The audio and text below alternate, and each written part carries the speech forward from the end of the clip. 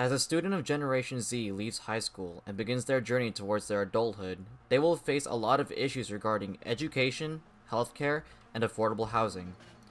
So, what is the federal government doing for us? How can the federal government help us? This is the future of Generation Z. There's tons of information out there about the amount of debt that different generations, here in this country have amassed, and largely it's due to the fact that higher education, college in particular, is now more of a private good instead of a public good. For the past 30 to 40 years, student debt continues to skyrocket. From 1987 to 2017, students are paying 129% more at private colleges and 217% more at public colleges. One of the main reasons for this happening is due to a lack of state funding from the federal government. We're not paying as much taxes relative to earlier generations, so therefore the government has less dollars to give to the universities, which then passes along and shifts that cost burden to families and then the debt, so then therefore their students are mired in copious amounts of debt. State funding from 2008 to 2018 has declined by $6.6 billion, and that decline still increases today. So, how can the federal government solve this problem? One popular solution is making college tuition free and canceling all student debt. I look at it the other way. I think what is simpler and more straightforward is A, making all public colleges and universities tuition free for all people, and B, canceling all student debt. Free college tuition would allow students an easier access to higher education, jobs, and other benefits. However, there are also a lot of negatives that come with free tuition.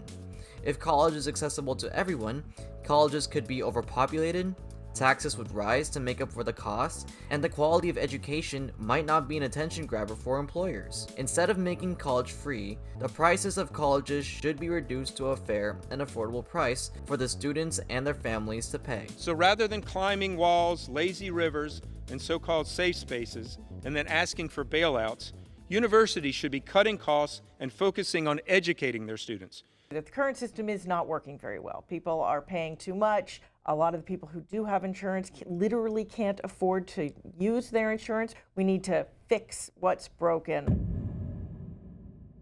In the past 20 years, the Consumer Price Index for Medicare has grown annually at 3.5%. This is due to multiple factors, including new technology, COVID-19, and the complexity of the United States healthcare system.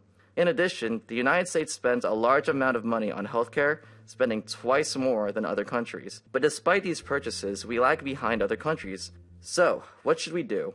Maybe the United States of America should do what virtually every other major country on earth does and guarantee health care to all people as a human right, not a privilege. The United States, however, is the only country that doesn't follow this model. In comparison, other countries follow a universal healthcare model, which allows anyone to afford healthcare regardless of the financial position they are in.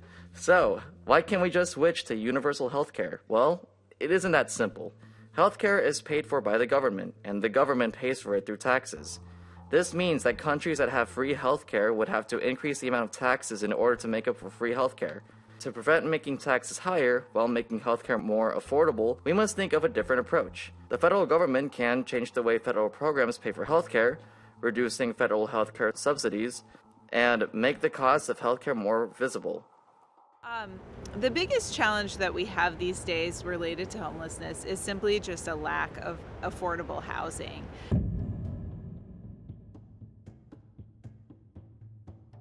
The funding of housing programs and housing policies are provided by the federal government, and yet housing has become so unaffordable that it has become a huge issue and a huge threat to multiple generations, especially Gen Z.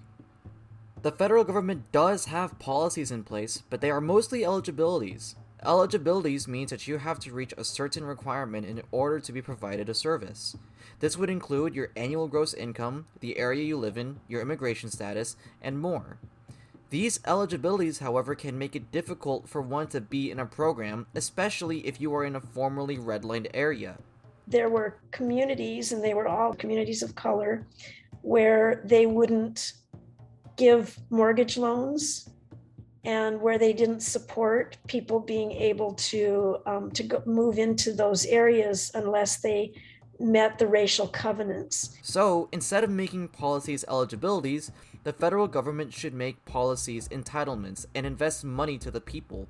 Medicare is an entitlement, for example. Anyone that gets to a certain age, no matter what, right? That's what's called an entitlement. The future of Generation Z is in danger due to education being overpriced, healthcare being unattainable, and housing being unaffordable.